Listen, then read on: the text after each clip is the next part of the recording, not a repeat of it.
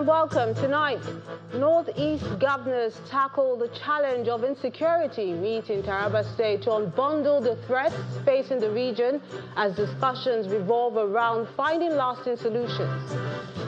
Rivers State residents exercise their democratic rights to vote in a crucial local government election expected to throw up a new set of leadership for the next 3 years. The Vice President of the Republic of Colombia, Francia Marquez, arrives Nigeria for a 3-day official visit. And conflict in Yemen escalates as Houthi rebel movement confirms the death of its self-proclaimed prime minister in an Israeli airstrike. On sports news tonight, Morocco wins third African Nations Championship title after beating Madagascar 3-2 in Nairobi. And on business, Nigeria and Singapore signed landmark deal to boost trade and investment.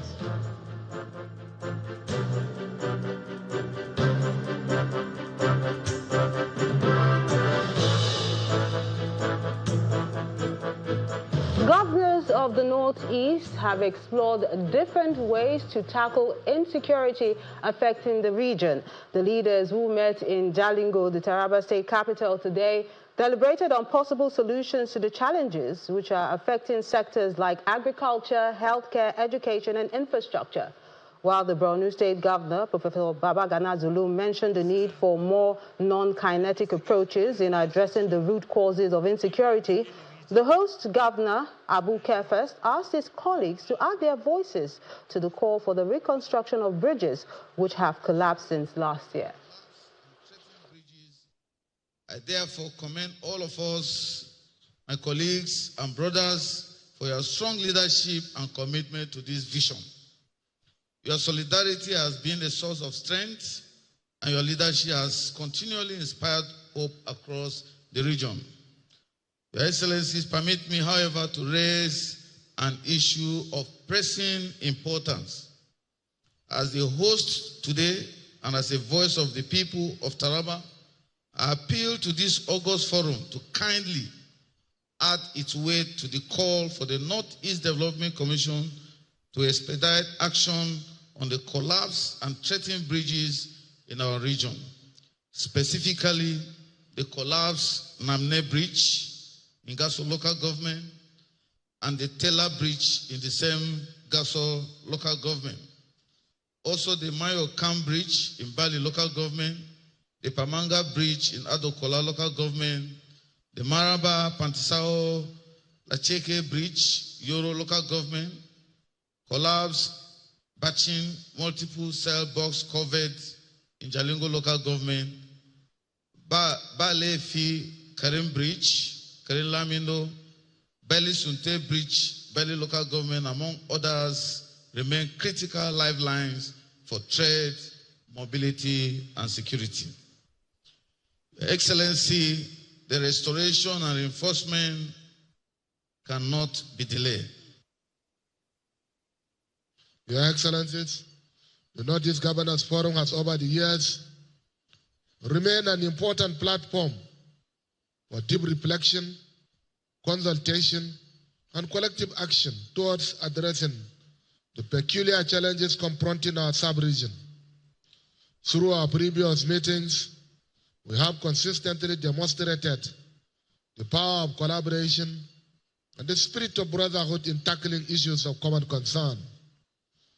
While we have made appreciable strides in tackling many of these challenges, the Northeast continues to confront daunting humanitarian and infrastructural setbacks. We must therefore reaffirm our unwavering commitment to driving the desired development and renewal of our region. Your Excellencies, distinguished invited guests, ladies and gentlemen, let me commend the relentless efforts of the President, His Excellency Bola Ahmed Tinubu, GCFR, and the armed forces of the Federal Republic of Nigeria in the resolve to eradicate the menace of insurgency. I must also emphasize that the security challenges in the Northeast require a multidimensional approach. We must reiterate our call for increased attention to non-kinetic strategies. This involves addressing the root causes of the unrest by tackling youth unemployment through enhanced vocational and technical education, improving our road networks, revitalizing agriculture, and implementing robust poverty reduction programs. The political scene in the country is gradually witnessing an increasing regional agitation for the presidency in 2027, especially after the leading opposition party, the People's Democratic Party, PDP, zoned the slot to the south. First, it was the North Central Renaissance movement who insisted that all major political parties must zone their presidential slots for 2027 to the North Central. And now, some politicians of Southeast extraction are making a similar call. Our next report examines these agitations and how it impacts democracy and governance.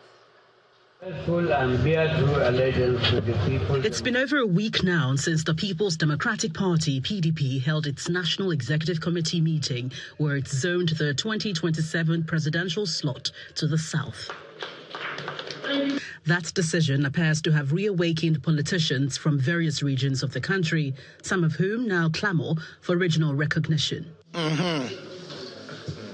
Members of the Igbo Agenda Dialogue are one example of such recent clamor. A federation of Nigeria, that is the presidency.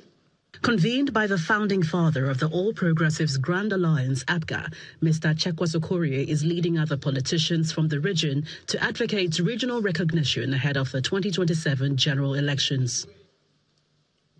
On political unity and self-assertion, the gathering noted with concern the historical absence of a unified Igbo political front since the end of the Nigerian Civil War in 1970. It condemned the radical marginalization and alienation of Igbo in Nigeria's political space and resolved that such a trend must no longer continue. The dialogue emphasized that Igbo votes must never again be taken for granted. Any candidate or political party seeking Igbo support must enter into a binding Memorandum of Understanding, MOU, with the Igbo nation, and such agreement shall be made public through verified platforms. The one you refer to as micro-zoning. In a similar vein, members of the North Central Renaissance are also agitating for the 2027 presidency, claiming marginalization since the beginning of the Fourth Republic in 1999. North Central Geopolitical Zone is the referee for 2027 general elections. And at this point, I want to emphasize that any political party that is not willing to zone a presidential ticket to the North, and particularly North Central Geopolitical Zone, may not and will not have the votes of the North Central. Against the backdrop of these agitations, we spoke to some analysts who unraveled the implications of this development to democratic governance. It is important to note that, yes, while you should agitate for regional shift of power, it should be shifted till when the time for electioneering begins. At least we'll comprehend with that. And of course, Nigeria is supposed to have even advanced beyond regional agitations for power shift, if things were done rightly. I think it is proper that we borrow from the system we are learning from, which is the American system, where people can contest based on competence. We should perish this agitation for each region saying it must be our turn. It is not just by saying it is our turn. It is about saying it is the turn of all Nigerians, and it is the turn of Nigeria to ensure that we have development on all fours. Development that carries every region along, development that carries every individual along, development that ensures that our rural communities are moved from where they are to become productivity hubs. That should be the conversation we should be talking about. It should not be about distracting government or distorting governance at this moment. Nigeria's next general election is 18 months away. While the politicians begin their politicking, many citizens wish that national interests instead of personal or regional interests will guide their decisions. The much-anticipated Rivers State local government elections took place today in 6,388 polling units across the state. Voting has now ended in most of the polling units within Port Harcourt metropolis. 17 political parties participated in the polls, hoping to grab the 23 chairmanship slots and 319 councillorship positions. Our correspondent, Deborah Agbalama, who monitored the exercise, gives us more in this report. Voting in the Rivers State local government elections has been largely peaceful. From Port Harcourt to Obiakpo, Metropolis, and Abonima in Akukutoro local government area. The sole administrator of Rivers State, Ibok Ete Ibas, who monitored the polls, commended the exercise, describing it as a decisive step towards restoring democratic governance at the grassroots. I believe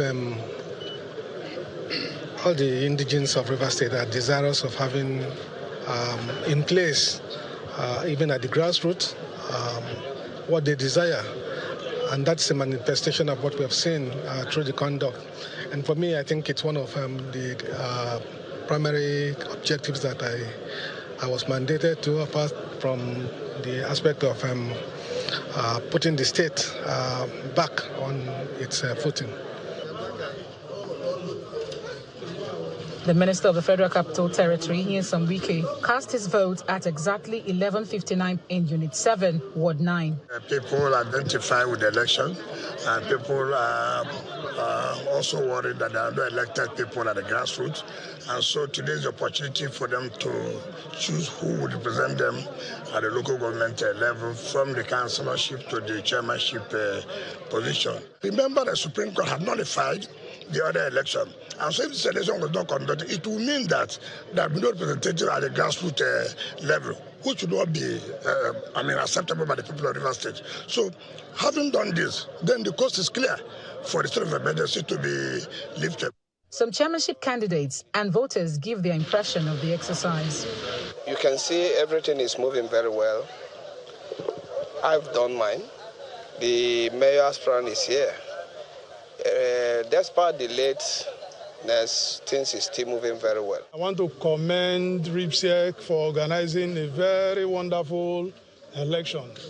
Earlier, the RIPSEC chairman, Michael Ode, gave assurances of the commission's preparations to ensure a smooth conduct.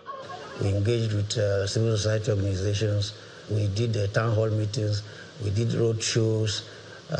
We had ISS meetings. And we also had a ceremony where political parties signed an undertaking to be of good conduct during the elections. And all those processes have culminated today where we are to do the implementation as was planned. As for security, the police public relations officer, Grace Iringi Koko, said no cases of election violence have been reported so far.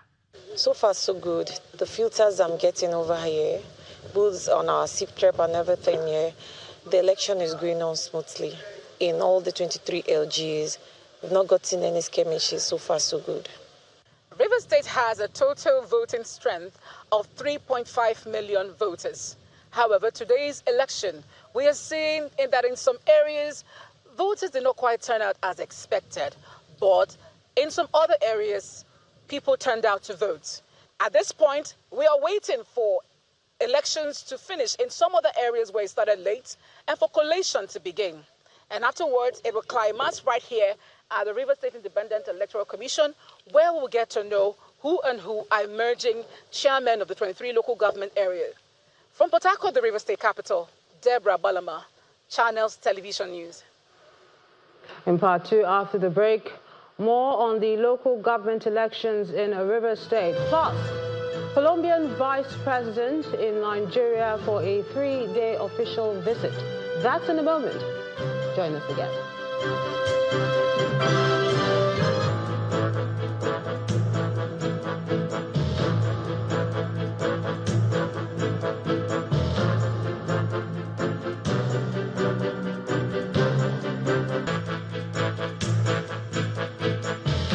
Welcome back. If you just joined us, you're watching the news at 10 live on Channels Television. A quick recap of our top stories. Northeast governors tackle frontally the challenge of insecurity, meet in Taraba State to unbundle the threats facing the region as discussions revolve around finding lasting solutions. River State residents exercise their democratic rights, vote in a crucial local government election expected to throw up a new set of leadership for the next 3 years. The Vice President of the Republic of Colombia arrives Nigeria for a 3-day official visit. And conflict in Yemen escalates as the Houthi rebel movement confirms the death of its self-proclaimed prime minister in an Israeli airstrike.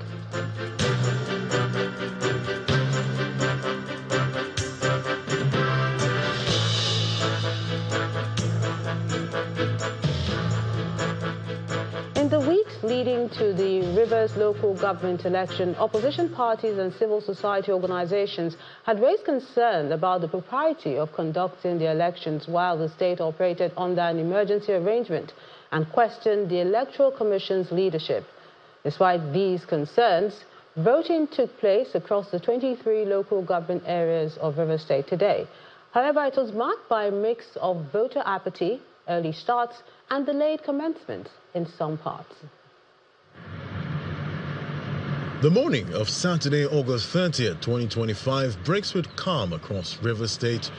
Streets are quiet, except for security checkpoints in strategic locations as residents prepare to vote in the local government election. In Ikwere and LMA local government areas, voting commenced early in most polling units, with stakeholders commending the River State Independent Electoral Commission for the smooth conduct of the exercise, which they say encouraged voter participation. We believe in this process. We believe in the candidates of the various parties that we want to vote for, and we wait here to see that the election is done and the results are announced. That's why we are. And so I'm happy. You can see the election is very, very peaceful, well coordinated, and the people are voting according to their wish. However, in Emohua local government, the story is different. At Ward 3, Unit 14, the polling unit of the Director General of the National Oil Spill Detection and Response Agency, accreditation and voting began around 12 noon, with the DG casting the first ballot and given reasons for the delay. In a day like this, you expect some logistics issue, but it is important to let you know that this ward has 28 units and is spanning across 4 villages in Emoha, and so it takes time to distribute materials. It's something that is okay.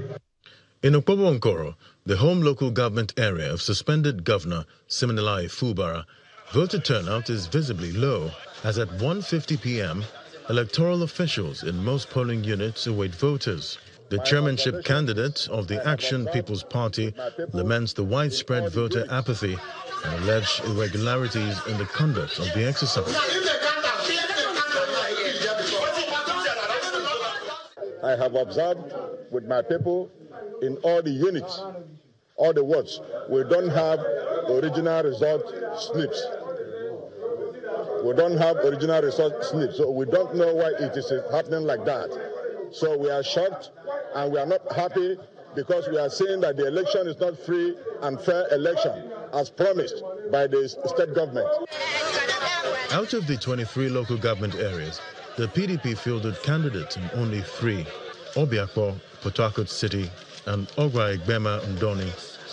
Speaking after casting his vote in Tai local government area, Senator Barry Mpigi of the PDP, who represents Rivers Southeast Senatorial District, described his party's inability to field candidates across the state as unfortunate. Right now, what I am voting for, because I have the right to vote, I saw only one particular candidate, and that candidate has campaigned across all nooks and crannies of this LGA. So the candidature of the candidate I've voted for, I'm satisfied and I don't want to regret, but I think my party must put their house in order next time to see how they can participate in such an electioneering purpose that will make sure we are part of it. The deployment, arrival of materials to the polling units, everything was so done in an orderly manner, and it is clear that RISIEC was up and doing. More so, the massive turnout of our people also shows clearly that the long-term yearning for the return of democratically elected structures at the local government level is like a dream come true. I can confirm to the world that Ghana local government has taken the path of honor, Ghana has taken the path of justice, Ghana has taken the path of brotherhood to make sure that we don't fight and kill each other because of elections. Although the elections are peaceful, questions about its legality during a state of emergency and appointment of a non-indigent to head the state's Electoral Commission will no doubt remain topical issues. Still on the election, legal practitioner Wahab Shitu has emphasized the need for the Independent National Electoral Commission, INEC, to have a stakeholder collaboration to enlighten Nigerians on the importance of local government elections. The attention being given to this election, the local government election, is not the required attention that ought to be given. There should be a matter for concern because of all the categories of elections that we have as the impact on the people. The one that is most important and most fundamental is the local government election, because that is where the grassroots people live. That is the election that determines the quality of primary health care, the quality of education, and other indices or the indicators of development. So that level of awareness ought to be high, supposedly, because democracy and the conduct of election is supposed to be about dividends to the people. And there are a lot of factors for this. Voters apathy and lack of sufficient political education. And this ought to be the primary responsibility of INEC and then the various electoral bodies, apart from the role that political parties themselves have to play in sensitizing the people, in sustaining the level of awareness that will make people interested. I think generally the conduct of election, not just local government election, is heavily challenged by this apathy. And it's a major issue. It's not something that can be trivialized. Away from the local government elections in Rivers State, the Vice President of the Republic of Colombia, Mrs. Francia Marquez, has arrived in Nigeria for a 3-day official visit. She was received at Nnamdi Azikiwe International Airport, Abuja, by the Minister of Innovation, Science and Technology, Uche Naji, amongst other federal government officials. The visit is expected to strengthen diplomatic and strategic relations between Nigeria and Colombia, as well as enhance collaboration in areas of mutual interest, including governance, trade, agriculture, energy, education, security, amongst others. A key highlight of the visit is the signing of a memoranda of understanding in areas of women empowerment, trade, aviation, manufacturing, agriculture, culture, amongst other sectors.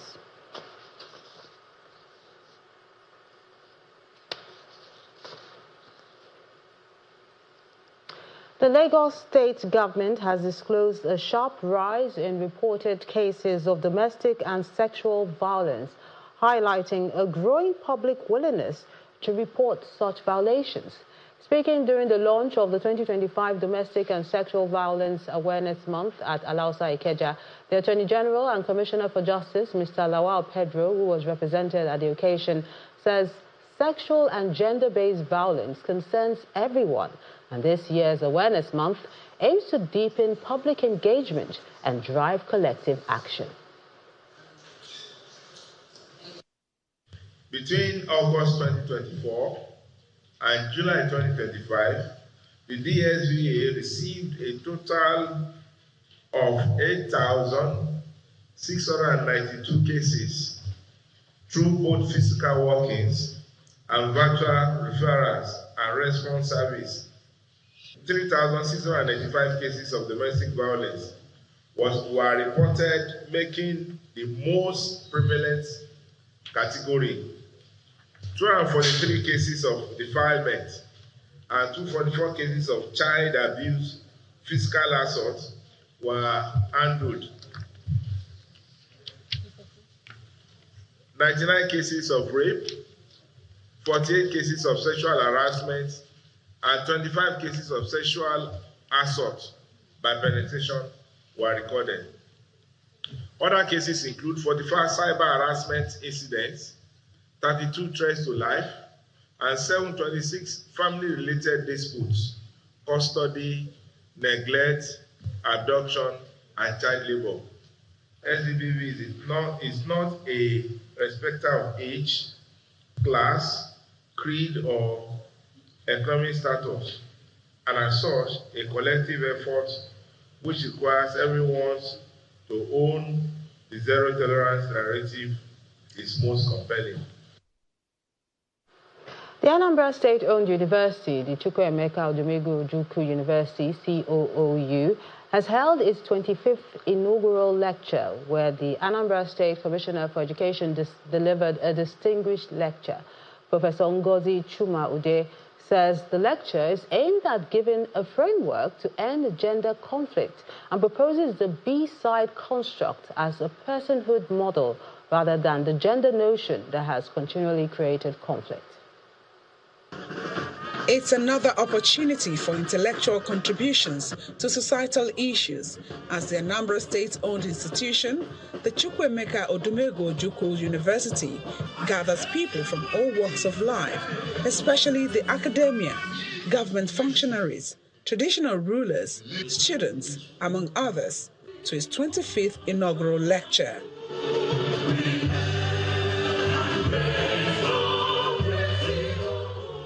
In her opening remarks, the Vice-Chancellor of the university, Professor Kate Omenuga, notes the tremendous growth the university has recorded, moving from 7 inaugural lectures before she assumed office to 25 in less than 2 years. When I came in December 2023, we only had 7. Today, we are doing 26. That's a huge improvement. And I always tell people, academics is not politicized. Academics is academics. You just have to do the thing the way they should be done. This university is endowed with a whole lot of professionals, a whole lot of creators. And this year provided the opportunity for them to showcase themselves.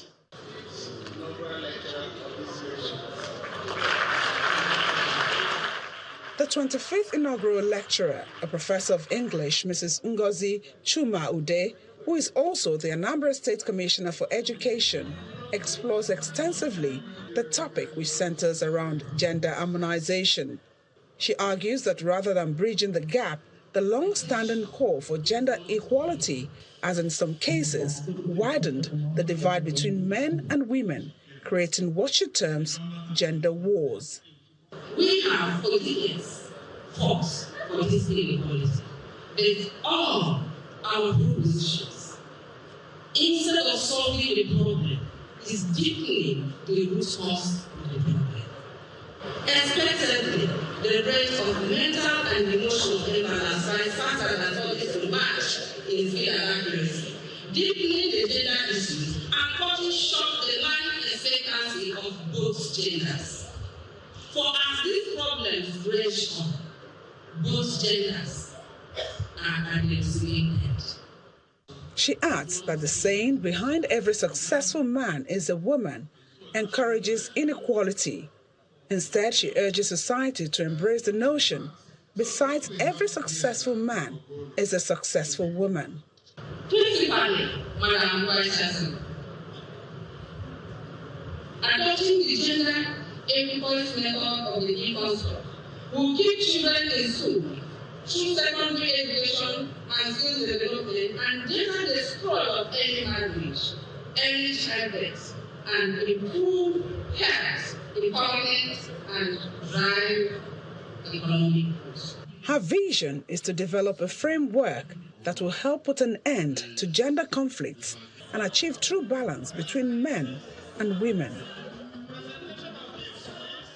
Still ahead on the news at 10, Nigeria and Singapore sign a landmark investment deal to boost trade and investment. That's on Business News. Do join us again.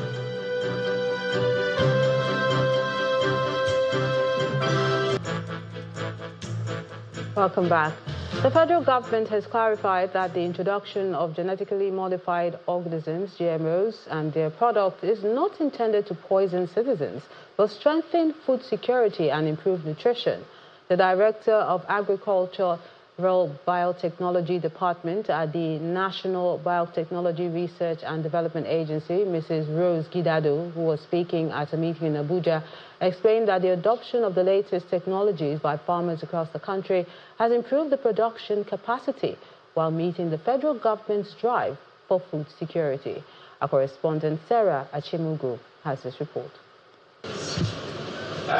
This session is part of the ongoing sensitization to spread words to Nigerians on the adoption of genetically modified organisms and its economic benefit to the nation. This is necessary in view of the debate on its safety for consumption and the environment. This time, officials of the National Biotechnology Research Development Agency are meeting with directors from the Federal Ministry of Health and Social Welfare. Nigeria has approved and progressed the commercial pathway for insect resistance and drought-tolerant maize varieties, signaling that we are serious about deploying tools that mitigate pests and climate risks. According to the agency, some benefits of the adoption of genetically modified organisms include food security, helps fight malnutrition, makes crops drought-resistant, promotes sustainability and lower food prices and improved income for farmers. However, these have been greeted by mixed reactions from Nigerians as the agency continues to make a case for its acceptance. This crops like the cowpea took like 40 years, from proof of concept, from the beginning, exploration and proof of concept and all, to when it became commercialized. Safety assessments and all, risk assessment, and there was nothing that was not done. And our agency, the National Biosafety Management Agency, is the only national competent authority in Nigeria. It was established just for this, to regulate modern biotechnology practice. We can't make mistakes. Some scientists at the meeting also clarified some misconceptions of genetically modified organisms, pledging their commitment to make its adoption work in Nigeria.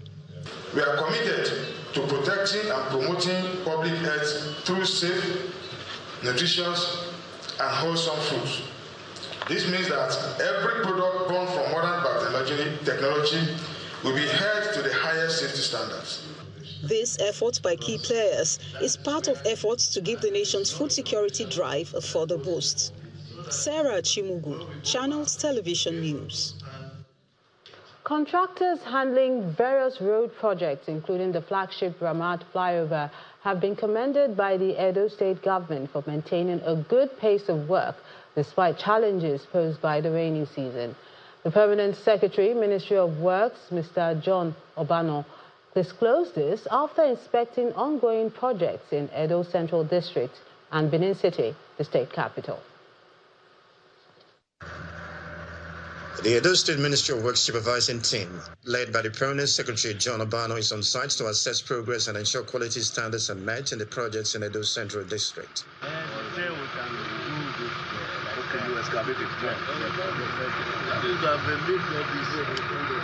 The monitoring team debriefs contractors on site over the level of work done so far. It's part of it.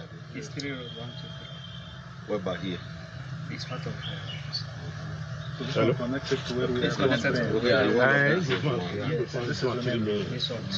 Back at the state capital, Benin City, the team heads immediately to the biggest of the ongoing road projects, the Ramat Park flyover.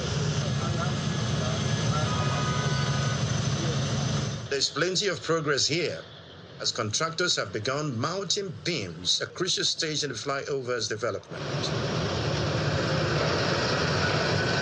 Mr. Bano appreciates contractors across the projects for their resilience and commitment despite adverse weather conditions. As part of our routine follow-up, have to be here to see it done while they continue with other processes and receive the modality and observe the environment ourselves, so that if people are not giving us feedback, we'll be on the know on what to do next. In the good center, it was impressive as well.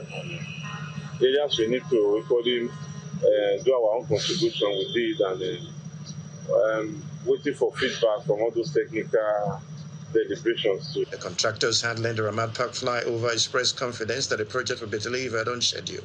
Today we are launching the first beam today, and in the future, I think we can do it fast and fast.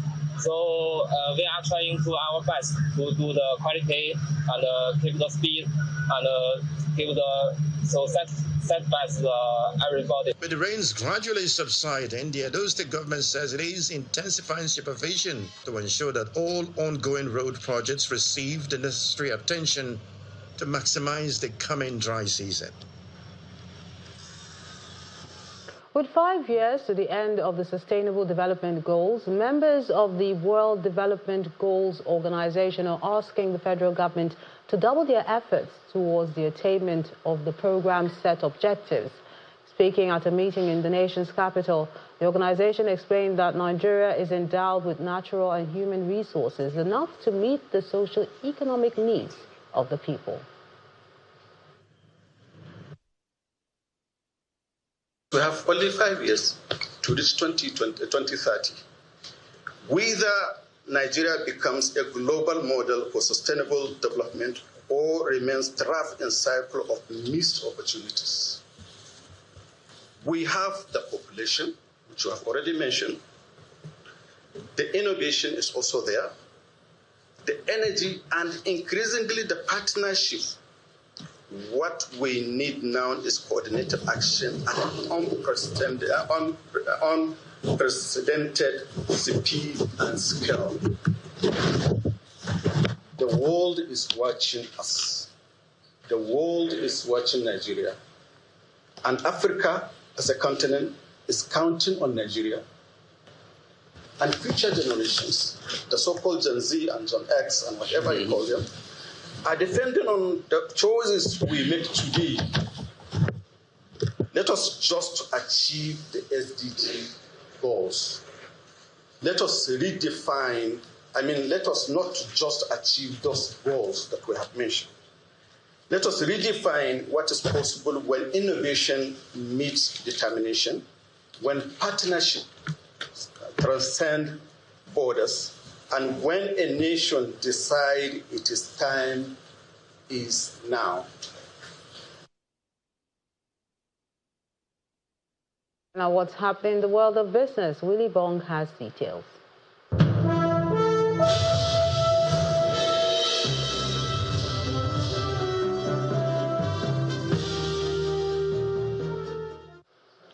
Thank you, Melinda. Now, Nigeria and Singapore have signed a bilateral investment treaty to promote and protect investments between the two countries. Officials say the deal will boost Nigeria's appeal as an investment hub while safeguarding Singaporean investors. The agreement was signed ahead of the 5th Singapore-Africa Ministerial Exchange visit this month, which brings our African nations and Singapore together to share development experiences. Nigeria's Foreign Minister Yusuf Tugar joined the forum, where speakers highlighted Africa's growing role in global trade and Nigeria's position as a key investment destination. Now, Nigeria's Central Bank Governor Olayemi Cardoso has met with his Brazilian counterpart, Gabriel Galipolo, to boost economic and financial cooperation between both countries. The meeting was part of President Bola Tinubu's state visit to Brazil. In a statement today, Mr. Cardoso said Nigeria is building a more resilient financial system to attract capital and harness remittances, noting Brazil's success in financial inclusion offers key lessons. He added that Brazil's large Afro-Brazilian community creates cultural and economic opportunities, including expanded remittance flows. On his part, Brazil's central bank governor, Mr. Galipolo, described closer ties as vital for financial stability and shared prosperity. Now, meanwhile, reactions continue to trail the CBN's October the 31st deadline for payment firms to migrate to the global ISO 20022 standard. Capital market analyst Charles Fakroga says the move will boost transparency, reduce fraud, and improve investor confidence. However, he describes the 2-month deadline as too short for full migration. He spoke with me earlier on our capital market program. Well, I will not say it might trigger that consolidation, because it's a payment system. It's enhancing payments, which is aimed towards preventing fraud and showing that, yes, our digital infrastructure is really improving. And this is to meet international best standards. We don't have a choice. Yes, I agree with my colleague here in terms of cost, but consolidation, yes, we might see 1 or 2 of these payment providers trying to consolidate. But we have an experience. Let me speak from the capital markets. We have what they call the MOS.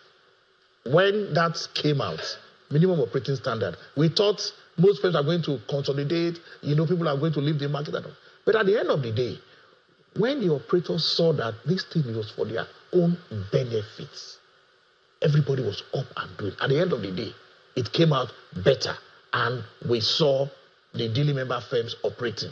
Now, we have a lot of Nigerians diaspora, so this will make it very seamless. So I think it's a wonderful project.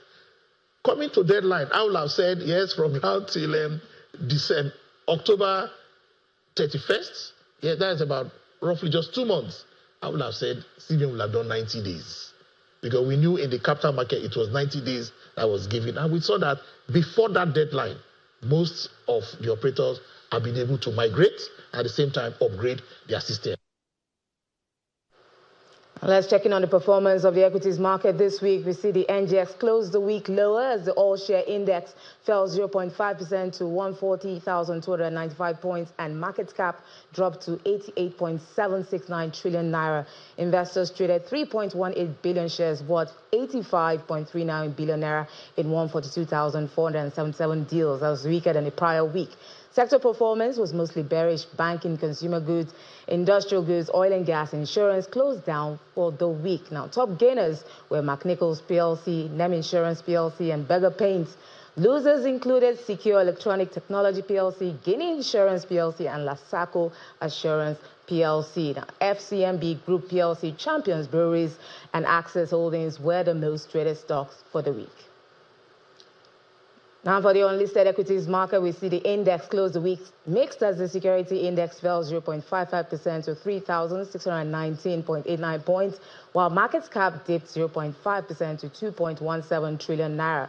Traded volume was down 31% to 74.02 billion units, and value down 61.87% to 146 billion naira, though deals jumped 2.09% to 208. IGI topped gainers, followed by IPWC PLC and Food Concepts PLC. On the losers chart, Geofluids shed 0.2% to 4.94 kobo. We saw Friesland Campina Wamco fell 3.74% to 65 naira 46 kobo, and First Trust Mortgage Bank PLC dipped 4.76% to 60 kobo. The most traded stocks were Purple Real Estate Income PLC, IPOA PLC, and Friesland Campina Wamco PLC.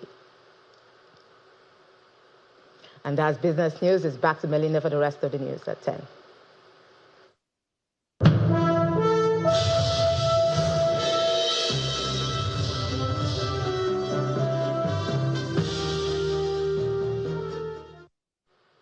Many thanks, Will. The Minister of Interior, Mr. Olubunmi Tunji-Ojo, has asked officials of the ministry to raise the bar of service delivery to Nigerians as the agencies under the ministry interface with Nigerians on a constant basis. The minister, who made this known at a ministry performance retreat in Abuja, revealed that the ministry had a significant increase in performance matrix based on data received from the federal government's Performance Review Committee, and encouraged officials to elevate their performance in order to achieve more. I also especially appreciate. I was appointed to do a job, not to be popular. It's not a popularity contest. The question is, I don't know them. But the last retreat we had a year ago, did they do well? Yes. Can we see the difference in Ministry of Interior and the agencies in the last 1 year? Yes. When we did the last retreat, we were on 62%. A year after the Presidential Central Coordinating CBCU, from 62, we moved to 85. And I asked myself, now give me one reason why I need to change a winning team. It's not a bad coach. When you use a team all the way to semi-final and you don't win, now you want to play final, you say you are dropping because Nigerians will say it's like the coach likes these players. Make them talk now, let the results speak. So for me, I told PAMSEC, I said, please, go ahead. They have done well. In Benue State, the government has urged eligible and taxable businesses to comply with the harmonized tax policy of the administration. The acting chairman of the State Internal Revenue Service made the call during an enlightenment campaign town hall meeting in Makadi, the Benue State capital. He adds that the tax policy has a human face and is providing the necessary funding for the state government to embark on more road projects and other critical infrastructure. In the last 2 years, the Benue State government says it has completed over 25 township roads, with several others still ongoing. The Benue State Internal Revenue Service states that funding for these projects has been coming from the internally generated revenue of the agency. Just step out on. However, the service is targeting more revenue by reviewing the state tax laws, simplifying tax collection, and end double taxation through the involvement of traders, traditional rulers, and business owners in the states. Today, we're back on a journey to explore a human face to taxation in Governor Alia's vision for a better Benue. One that eliminates double taxation and encourages genuine partnership between traders, communities, and the Benue Internal Revenue Service. We envision a Benue where taxes will actually build roads, schools, hospitals, and so much more, directly impacting your lives, uplifting our dear state. Benue State has lost so much because of this triple, 2,200 taxation in Benue State. I was one of the first young man who was recruited in Benue State before Africa became governor. I was in a new office, the office of the governor.